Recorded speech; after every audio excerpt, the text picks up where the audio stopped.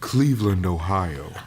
Lorain County Community College student Amber Johnson takes a deep breath, tightening the last belt in her climbing harness. I won't be nervous until I see the ladder, Amber says as she walks to the door of the Great Lakes Science Center's Vestas V27 wind turbine. Bum, bum, ba-da-da.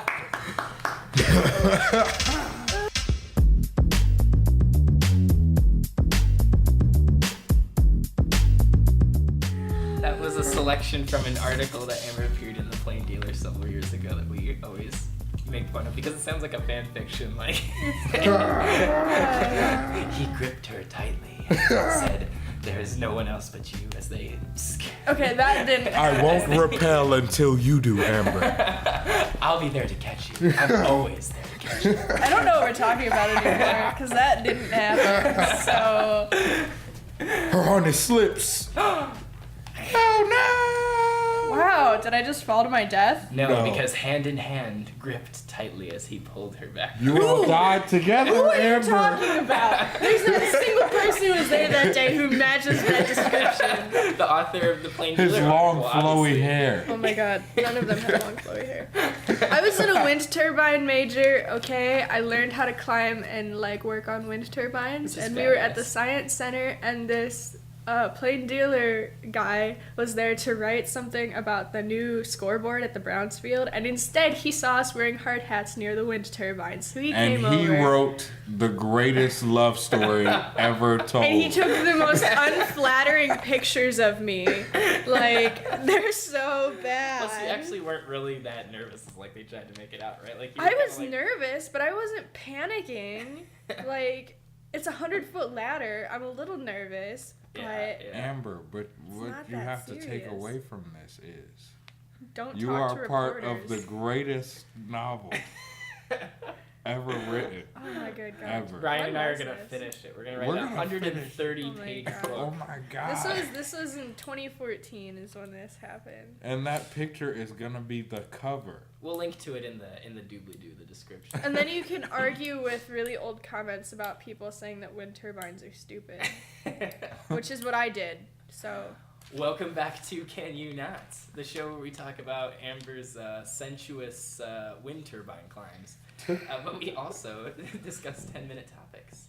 I'm Joe. I do movie things. I'm Amber. I climb wind turbines twice. I'm Brian. I also do the movie things. And have we got a show for you? Very. I'm upset. Today's theme is all about mistaken or missing identities.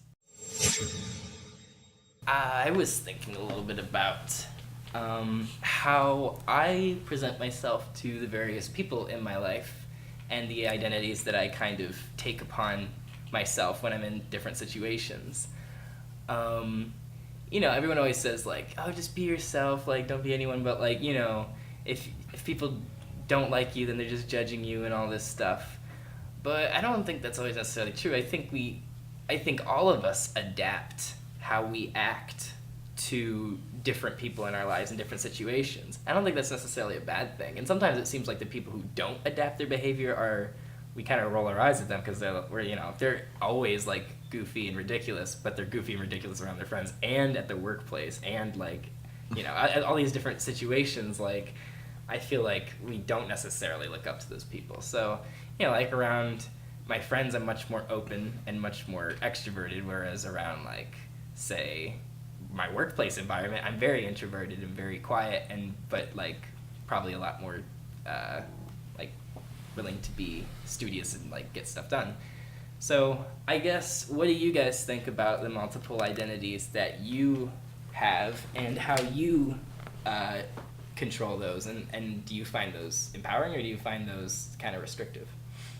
Well, I personally think that when you're showing the different parts of yourself to different people, that doesn't necessarily mean you're not being yourself. It just means that different parts of you come out in different situations. Yeah. Like when you're at work, that's the more professional side of you. I personally am a little different at work, but that's because I have a lot of really good friends at work. So, yeah, like when I'm with you guys, I can be more silly. When I'm at school, I'm like, education. But that's just me. Like, that's who I am. Yeah. But you said that people that act the same in every situation, I don't necessarily think that I would look down on that person. I think it's very different when someone carries themselves the same way all the time. Like, that really means that is completely who you are. Mm-hmm. That one soul identity, which is different. How about you? I think it has a lot to just do with appropriateness. Like, I don't know. I feel like a lot of the reason why you shift the way you act around different people is because the goal of the interaction is different. So, like, if I'm in a job interview, I'm obviously trying to, like, make myself look really good. So, like, I'm going to act differently than if I'm just, like, screwing around with my friends because it doesn't matter. Or, like, that kind of thing. So I feel like it's kind of a benefit to be able to like act professional and then like act certain ways around certain people, because that's kind of, at least for me, that's kind of how you maintain relationships besides just your really close friends. Because, you know, the kids at school who I work with in projects don't care as much about, like, you know, personal life and, like, personal problems and, like, goofiness and all that stuff. They just want to get the stuff done. So in order to maintain that relationship the right way, I have to act a certain way. And it's the same thing with the relationship with your employer and the relationships you just have otherwise. Because, like, I know from experience that if I just act like I do with my friends, which, like, involves saying lots of random things with no context, people just get confused and don't want to talk to me anymore. Like, I'm aware of this, so I obviously don't want to do that, like, if somebody doesn't care, because then I just feel awful, and they're uncomfortable, and everybody's just unhappy. So I feel like it's for me, at least, it's important to be able to control how you interact with other people. Yeah, I think the term I've heard for it before is called code switching, the ability to do that. And, yeah, likewise, like, I work in an office environment.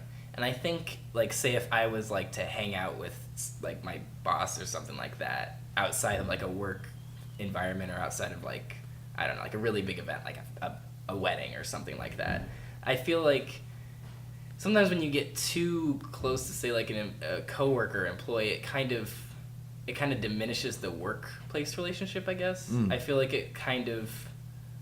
Once you know someone on a very intimate level at a workplace, it's hard to get stuff done, I think, in the same way. At least for me. Yeah. I don't know if the same's for you. Like, I don't know, I've had jobs where I have like seen my coworkers outside and, like, done stuff with them that wasn't work related, and, like, I feel like I didn't take the job as seriously after that. You know, I felt like it was more... So I almost kind of intentionally distanced myself a little bit from... You know, like, I'll have conversations with people and stuff like that. Don't get me wrong, I ask about their lives, but I don't, like, hey, we should do this next Friday or something like that. Like, I prefer to have that distance, and I feel most comfortable with that. I don't really mind being friends with my coworkers. It's just that, like, I'm bad at making friends for the most part. Like, I Obviously, feel like... if you have us as friends. Ooh, damn. That was mean. I feel like, I'm not trying to, like, paint myself as some unique flower or anything, but, like, my humor can be dry, and, like, certain people don't get it, and they just never seem to get it. So it's, like, that kind of thing. Like, I feel like, it takes, you know, with any kind of person, it takes, like, the capacity to understand and see things the way that they do. And I just feel like most people and I would not be friends, which means that most of my coworkers and I are also not friends. Yeah. Like it literally took me, like, a year and a half of college to make, like, 2 friends, right? So, like, it's just not something I'm good at. So I don't do it on purpose with my coworkers. It just kind of happens because most of the people who I meet are not people who I'd be friends with. So. Yeah. Well, for me, it's a little different because at my current job, probably like 99% of the people I work with are college age artists. That's helpful, so yeah. So it's a little different, and we all hang out outside of work, so it's a little less professional. But I feel like every one of us knows when to turn that switch on, that it's time to work. Sure. That's the way it was in my theater job. It's funny because just yesterday, one of my coworkers commented on how professionally I talk on the podcast. She was like, "Yeah, and you did all the research and stuff," and I was like, "Yeah." But yeah, I think it. Well, I'm a little more extroverted in general than both of you, so Yeah. it's different. The professional when you need to be and not when you don't have to be is how I worked at a theater one summer, and that was kind of a lot of how we work together. But I feel like I just get along with theater people really good for the most part. Like, but so yeah, we'd have stuff to get done. But I feel like, and then we'd all go back usually at the end of the night, and we'd go to like a restaurant, or we'd go back, and we all were housed in student housing in a college campus. So we'd all go back and we'd pick somebody's room and we'd sit around and like play a board game or something. And I feel like with that kind of job, that kind of outside interaction really reinforces like all the hard work that you're doing. Okay. Like that's how I made all my friends in high school too, was I was in theater, and you're working really hard. So I feel like if you are able to work with somebody on some level, you have a really solid connection with them, because being able to interact symbiotically in order to make something happen is like something that can be really difficult if you're with the wrong person. So I feel like once you have that groundwork of we have all this work done, then it almost makes it easier to be friends with them. And it's like sometimes. at my job, like today, we're about to go work a 12, 13-hour shift. It's hard not to make friends with people when you're with them 12 hours a day. Oh, yeah. 3-4 days a week, you know? So, yeah, but the one thing related to this topic that bothers me, and I'm not experiencing this currently, so thank God, but people that do the whole, all right, I'm going to put on the front until I get into this relationship, and now I'm going to show you the real me. Yeah. I've experienced that a couple times in the past. Are you talking about romantic relationships? Yes. Because I was thinking about it in that context. Thank you, Shelby. Thank you. Yeah, and I think we do at least a little bit, like, say, like, if I'm on a first date, I'm going to act much differently than with someone I've been with for a year and a half, you know, because you find a certain comfort level and you don't feel the need to be as impressive. But, you know, like, I don't think that necessarily makes those people two different people. You know, it's just that when you're first meeting somebody, you just want to show, you want to show the best parts of you. Yeah, you almost want to take, like, you know, all those things that you are on, like, a first date are still there, I would say, at least for me anyway, like, throughout the relationship.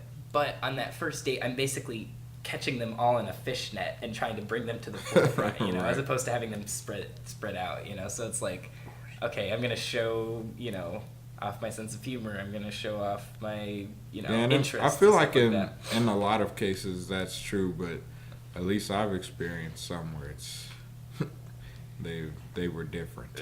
Yeah, that's really rough. Okay, so my topic is really different than anything we've done yet. Ooh. Because I couldn't think of so I couldn't think of literally anything for this topic, Joe. I could not find anything that we hadn't already covered in some capacity related to another topic. So I happened to find on Facebook a big list of like horror story writing prompts. Okay? And a lot of them involve things that can be related to the idea of a lost identity. Okay. So we're gonna play a game, and what I'm gonna do is I'm going to read. I made a list. Okay, trying to find that Facebook post over again this morning literally took me like 45 minutes. I was going through all my likes for like the past 2 weeks. I couldn't find it, but I found it. So I'm gonna read some. I have like a list of these prompts. Okay. So I'm gonna read them, and you guys are both story people, and I think I'm pretty creative. So I'm gonna start with this one, and I already have a little inkling, and we're just gonna see where we go with this. Okay. So the first one is, I begin tucking him into bed, and he tells me, "Daddy, check for monsters under the bed." I look underneath for his amusement and see him, another him, under the bed, staring back at me, quivering and whispering, "Daddy, there's somebody in my bed." Okay, so my theory for this is that the government is very slowly trying to replace all of us with other us's. Okay, and I'm not really sure why, or if they're like robots, or if they're aliens. Like, are they gonna replace the dad? Are they only replacing the kids? Like, I don't know. What do you think? Help me. Okay. I think that creeped me out.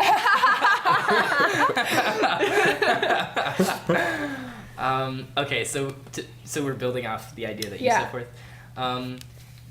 What the government did is they've actually managed to create wormholes into other dimensions, and they've really messed this up because they couldn't figure out how to close it, and all these people are crossing into different dimensions. So we're talking about like string theory. There's like another me somewhere else. Yeah. There's like parallel universes, and and this little child is kind of like Monsters Incorporated. Accidentally got into a different dimension, and now everyone's searching for him.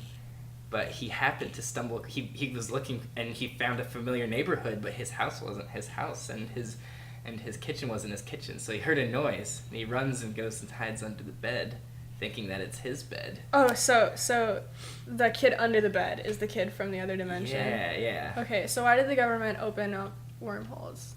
That's a good question, Brian. Why did the government open up wormholes? I don't know. To bring in the Kree, the aliens from the Marvel movies, to replace them. Because they exist in the other dimensions and not in this one. This also exists in the And Marvel this little movies. kid like Stranger Things his way like into this world. Yes. Except the upside down is actually the right side up for us. Whoa, man. Okay, let me find another good one. Okay, you're a detective on your city's police force. A dead body has been left on your station's steps. The body looks exactly like you. So I don't have one for this. I feel like this ties in with the same universe concept. Oh yeah, okay. So if we're in the same universe, so it's spitting out dead bodies Out now. of Yeah, body it's just like- experience. Well, maybe some people are, Am I the alien or is he? or maybe some bodies are making the transition through the wormhole and some aren't. So like the human body isn't able to Yeah. Well, withstand. what's the key? Why are some people making it through and why are some people not making it through? Well, if I'm a detective, Mhm. first of all, that's weird. I don't know why I'm doing that. But if I'm the detective and the body looks like me, Yeah. I am older than the child was. Right. So maybe it's an age thing. Maybe kids are able to withstand the wormhole. 12 and under, their bodies are like. There's like in front of the wormhole. There's one of those roller coaster sticks. Like you must You're be. too tall. Good. Or maybe the possibility is the detective are trying to figure out what's going on because you're starting to clue in that something's going on and the government's not saying anything. So the government put a dead body of yourself at the doorstep. To keep They you just, busy. they just grab a dead body from some random other universe. Like this is gonna be a really good threat. Like just mail it to her. In this dimension, she's, I don't know, a pastry chef or something, but dress her up like a detective. And in this dimension, I'm apparently a detective and also a dad. So that's interesting. I guess if there's multiple endless universes, one of them you would be a dad. I guess I could be. I don't know. Gotta be a dad. Man, we're shooting through these. We need to make the next one last longer. Okay, Okay. this one's different. Oh, we still have 5 minutes. Oh, okay. So this one's different. One day, you wake up as a human lie detector who is accurately able to tell when someone is lying. Your ability tells you that everything your best friend says, including their name, is a lie. Ooh, shit. So this is a different universe. Yeah. We have to pick something else. But if I did have to connect it to the universe, it's because in a different dimension they have a different name and a different identity. But then why is this person your best friend? Like, if they're your best friend, you've known them for The a government while. planted them in your life to keep track of you the whole time. Yeah, it's like the Truman Show. Has any of you ever seen the Truman Show before? No. No. The concept of the film was in the late 90s was Jim Carrey plays the main character in a world where his entire life around him is a TV show for people's amusement. So they've literally created this enormous set that they've kept him in his whole life, and people watch him 24/7. And so his best friend's an actor, his mom is an actor, and he starts to piece things together and find out that he's inside this false reality and tries to leave. Terrifying. It's a great movie. So I'm in a Truman Show? Is that what you're Maybe. saying? Yep. That's But what that I'm was thinking. somebody else's idea. That's true. That's Truman. That's true. God, Oh my I'm God. so mad. Joe. But so my thing is, why does the government care about me? Like, why are they following me? I haven't done anything. Yeah. Because you're a Kree. Well, that's what I always think, because people, there's actually, I think there's actually a psychological disorder named after the Truman Show now, because after that movie and after like The Matrix, people were like, wow, I'm like the chosen one and my life is a lie, and like, oh my god, I gotta The break free. chosen one. But yeah, but then I started to think, like, why are you the chosen one? How do you know that you're not just one of the computer programs or something Oh like that? my It seems kind of selfish to think that you're the one who's like the only real one. Now that I think about it, there was a time Yeah. when we went out of town, Mhm. and then I remember like seeing that exact same place Mhm. here somewhere, Yeah. and I was like, was I ever out of town? That's there's actually Yeah. a psychological thing called derealization. Mm. And it's the idea. Derealization is people who suddenly feel like nothing is real around them. And then there's another one. I think it's depersonalization, where they start feeling like they're not real people. Mm. Like, and it's not like depression where there's medication you can give to it, but this is like a real thing that can be diagnosed, where Oh, like people just interesting. experience this. Like, I was looking. I thought it was really interesting, so I was like on Tumblr looking at it, just seeing Yeah. what people were saying about it, and it's people just say they just derealize for like a while, where they just nothing is real around them, Yeah. and there are people who like always think they're in a dream, and like they can't tell the Yeah. difference, but that's a real thing. I guess the way I see it is, if everything is fake, it doesn't really make a difference to me, because this is the only reality I will ever know, I'm Yeah. assuming. So like, I might as well just live my life as if everything is real. So, But if a new reality ever did pop up, well, yeah, that would that suck. would That'd be be quite a interesting. shocker. Okay, so the next one is artificial intelligence becomes reality, but each computer brought to life contains the soul of a deceased person. Ooh. So maybe that's why my friend is lying. Maybe I'll be able to meet my grandfather. That'd be interesting. But he'd be like in a robot body, so that'd be kind of wacky. And just So because hugs won't be as.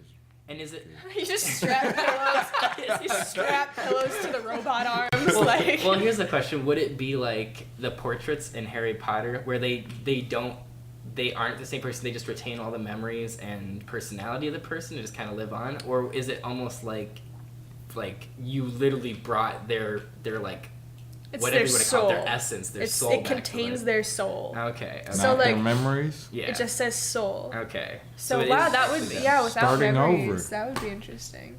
A I also soul wonder with a if new like start. a soul put into a robot body, Mhm. since it doesn't have memories of being a living person, I wonder if it would have like, I don't know, residual feelings of like, I got old and died already. Why am I back? What the like, hell? what's going It's like, on? this seems weird. Is this heaven? It's just life on Earth again, but as a robot. Where you probably don't have robot rights, and you're probably like a butler in somebody's house with treads instead of feet. Like, What if James's Roomba is actually this deceased person come back to life, but they can't say anything. because it's the Roomba. They just have to Wait, live their is life there a as way to Roomba. distinguish? Like, do you know what soul your robot has? I don't. Is the government plucking souls out of the ether It's and always putting the them The into government. the robot? government, It's the always- man. Capital C, Or is it capital like, G, or is it like the government. computer scientists like create their little program, and the program just kind of goes and like it has the soul. Yeah, it just sucks it up Okay, and I want to stuff. read you two more because we only had one more and then a bonus one that I didn't actually want you to reply to. Okay. So another fun one is a shapeshifter suffers a head injury and loses his memory. He can no longer remember his original face. That sounds fun. That sounds really That fun. sounds- And like then a my good personal movie, yeah. favorite that does not relate to the theme at all Mm-hmm. is after a man discovers a dead body, he is tried for murder because according to Schrodinger's theory, the man was not dead until he was found. I like So many good prompts. Yeah, Yeah. I just found these on I Facebook. want to make a movie out of all of them. Put together. An anthology movie. Okay. That was awesome. We should do more stuff like that. Okay, yeah, next That was time I fun. can't think of I anything. agree. Writing prompts. But I do want to take a second to talk about our sponsor for this week. Do either of you have a dog? No. I wish. Have you ever wanted a dog? Yes. you know? Yeah, I want a wiener I dog want a so Saint bad. Bernard. Dogs are I love wiener Either that or dogs. I want a Russian hunting. Oh, I told you. We about talked about this Yeah. once. You want giant bear dogs. Big, meaty dogs. Well, established in 2011, BarkBox is committed to making dogs happy, and they work with local and independent businesses to achieve this. For humans, BarkBox is a delivery of 4 to 6 natural treats and super fun toys, curated around a surprise theme every month. For dogs, BarkBox is like the joy of a million belly scratches. 1 million. That's an incredible statistic there. It's a lot of currency. Yeah. It's a lot. So today's show is, as you might imagine, brought to you by BarkBox.com, and listeners of the Can You Not podcast can get one free extra month of BarkBox at www.getbarkbox.com/canyouNot. So I think this is very exciting. If you had a dog, wouldn't you want your dog to be happy once a month with the joy? I'm just Always. thinking about owning a wiener dog right now, and I just like, God, wiener dogs are so cute. Your wiener dog and my bear hunting dog can be best friends. They have to grow up together because I think your bear hunting dog would eat my wiener dog. A hot dog. The other thing too is, do you guys like eating milk bones and other dog treats? If you do, you might want to get this monthly subscription I'm a service. vegan. I don't eat milk bones, and I don't eat bones. But you still want either. those super fun toys, right? Yeah, I want to play with a squeaky toy, just to chill out after my engineering homework. It'll be great. Hit the dog park. Play with it myself. It just chase after your own ball that you throw. Brian. That is the most depressing thing I've ever thought of. Yeah, if you're a fan of Welcome to Nightville, you know you should never go into the dog park. But if you want to receive 1 month free, go to getbarkbox.com/canyouNot. And again, that's getbarkbox.com/canyouNot to receive an extra month of BarkBox for free. Dope. Well, I decided to look up some people that went to jail over mistaken identity or prison. And I found several articles. And the thing that I wanted to focus on specifically was different cases involving people of different ethnicities. So in most of the cases that I found where it was a Caucasian person, the two people actually looked alike. Like if you see these two people, this guy went to prison for 29 years over a sexual assault that he did not commit. And the guy that actually did commit it, he confessed after 29 years with immunity. But in that case, the two guys really that is like his doppelganger. Yeah, they both have beards. They both Yeah. kind of have this blank stare. Yeah, they both have blonde hair. Similar Yeah. noses. From the same area. Whereas these two black guys, one of them was tased by police They don't over look anything mistaken alike. identity. They look nothing alike. Yeah. The pop-up come up. Now they look alike now that there's a pop-up in front of them both. They don't.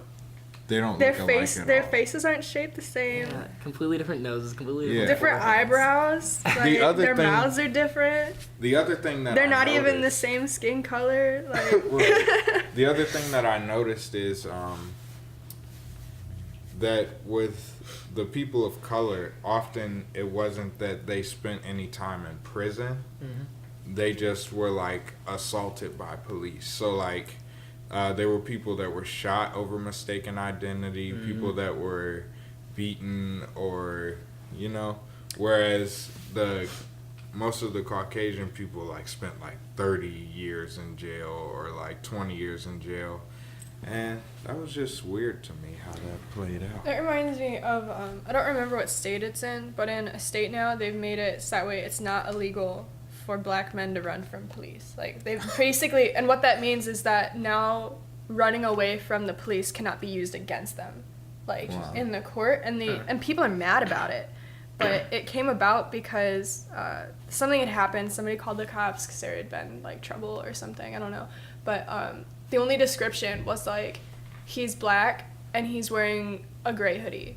Yeah. And then Right. there was another black person in a gray hoodie walking around, and the police were like, "What are you doing?" And this dude took off because obviously Yeah. you're gonna take off. So they've made it so that way. I'm wearing a gray hoodie. Right, they've made it so that way it can't be something that's used against you in court Interesting. to run away from the police. And the state, and people are mad about it. They're saying black people get more rights than white people. Oh, No, they God. don't.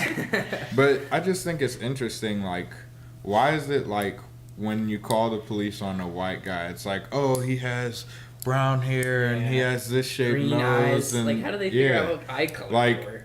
I feel like black people need more of a description too, because like I could look very similar to the murderer. Here's what we need to do. If the only description is black guy in gray hoodie. Have you ever designed a me character on the Wii?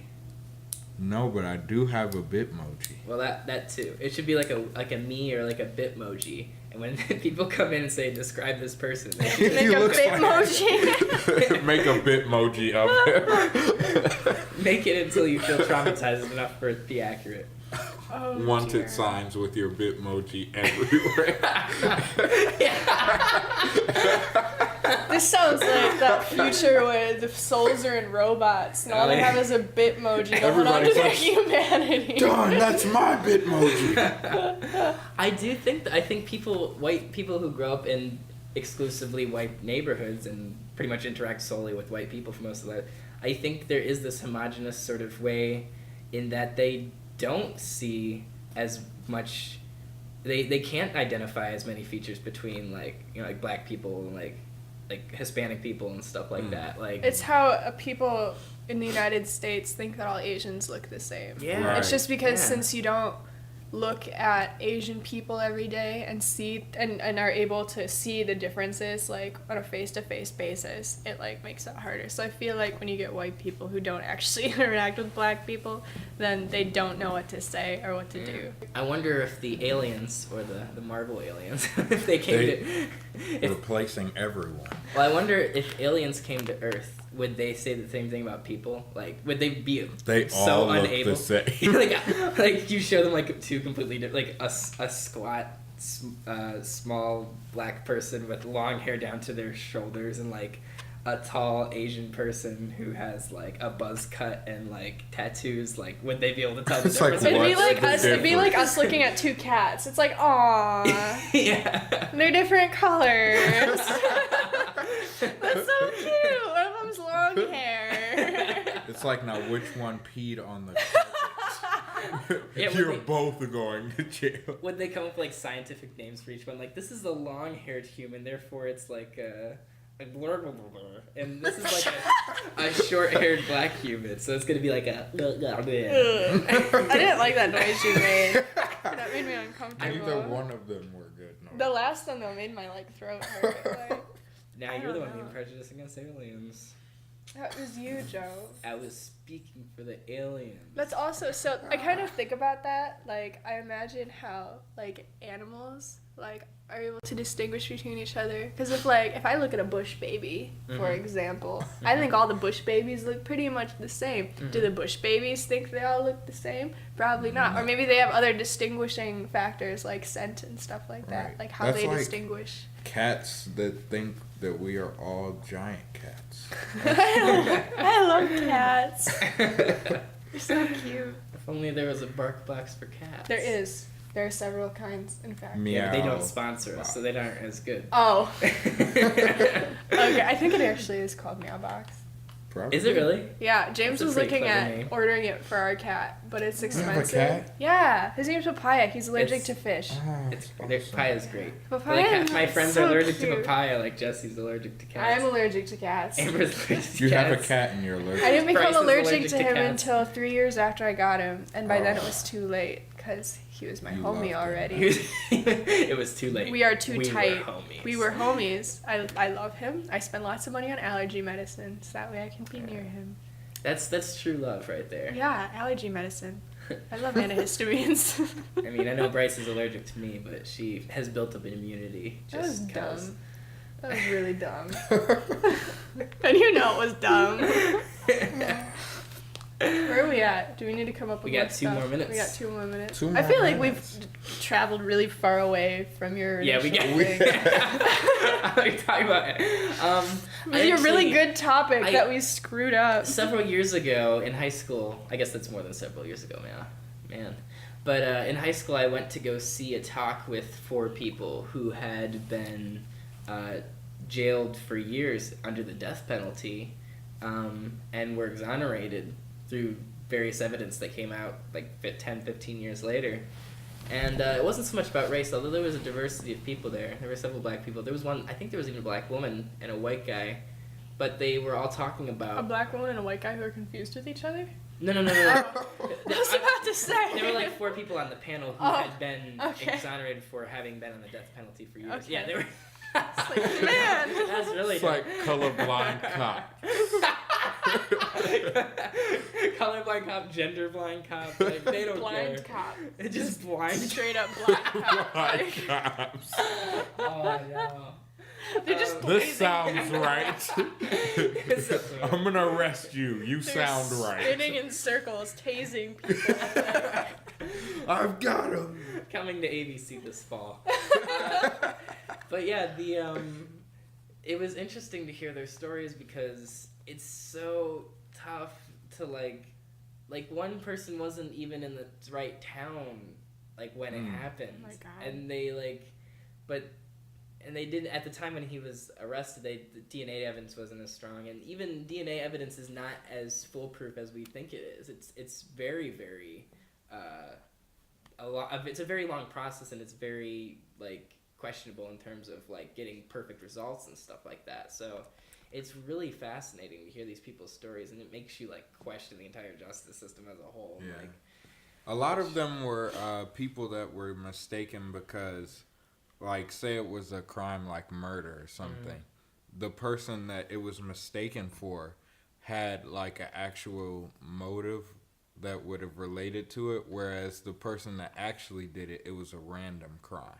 gotcha. Huh. So, like, say if I killed someone that I knew, or if some random person killed someone I knew and the description fit me and I had a motive to kill that person, and they arrested me and sent me to jail for it. No. Well, if we, a thing that I've heard people say is that if the justice system were actually scientific and very rigid about that, eyewitness reports would not be used. Right. Because It's the most iffy of all evidence. memory is so faulty. Like, you can look things up. There's shows about it. Like, if you ask somebody to recall something that's even happened recently, the details are already foggy, and like, if you plant even the smallest seed of "did you see this?" then they're gonna start looking for it, and they might find it like in their brains. They might find something that didn't exist, or like lining people up, doing those lineups is awful because then you have all these faces now that can like be in there, and it's just it's really faulty. So. I like that they addressed that in Serial when they were talking about that, because they were covering a case that was like 15 years old on that show. Is that a show? Oh, Yeah, I didn't know. No. Serial? No. Oh, you guys, I'm going to plug this because it's awesome. It's a podcast that came out from the same people who did This American Life. It's essentially, well, the first season's a story of a crime that happened in 1999, the murder of a high school student, supposedly by another high school student, but we don't know for sure. But it's told over the course of many episodes, completely addictive. It's this woman, Sarah Koenig, who goes on an investigation to reopen this case. It's a true story. It's a true story of a real life thing that happened, and it's really good. That reminds me, there's another one who is this killer guy. It started with a D, I don't remember his name. But it was kind of cool because they go through like all the evidence and stuff on this actual thing. And the reason this guy ended up being convicted like years and years later is because he had a live mic still on, and he actually was talking to himself and like admitted to it. Oh. Like, and this documentary actually like got him for it. I don't remember his name though. I'd have to ask my roommate. If only we could get Donald Trump to do the same. He seems like he has enough trouble with live mics. Donald Trump is hilarious. I watched that Hilariously thing scary. from the other day. It was hilarious. What he said about his wife and Michelle Obama doing the same speech. He didn't even deliver the joke well. I just know he got booed at a Catholic charity He did. dinner. He did. That was the exact same shit. Yeah. Anyway, if you would like to check out more episodes, you can check us out on soundcloud.com/CYN podcast. We're on iTunes under the podcast section. Give us a review. Oh, I dropped my phone. Give us a review, and we'll read your review on the air.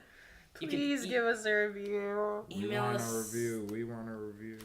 Email us topic ideas, feedback, anything at canyounotpodcast@gmail.com. If you use any of the writing prompts, Ooh, please yeah. send us what you come up with. Yeah, or if you used one of our sponsors. Or let if you us know. find more, send it. More terrifying writing prompts. Please, I'm We would open. love Scare me, please. Write some. I almost dropped my phone again in the exact same manner. We are also on many of your favorite podcasting apps if you look for us. And we're also on Twitter and Facebook. So give us a follow. Get our updates. Yeah. What'd you learn today? Oh, yeah. I forgot. Who went first? You I went did first, yeah. I learned that it's not a bad thing to have different sides of yourself that you present in different situations. I think it's a good thing. I learned that when Joe comes up with unreasonably specific topics, if I just kind of grapple at strings and make something up 10 minutes before I get here, it works. I learned that Bitmojis are the best mode of identification. You need a motive and a bit motive. God, I'm so mad. And for those who don't want to adhere to that system, can you not? Can you not, Joe? Oh, please, can you not? Please.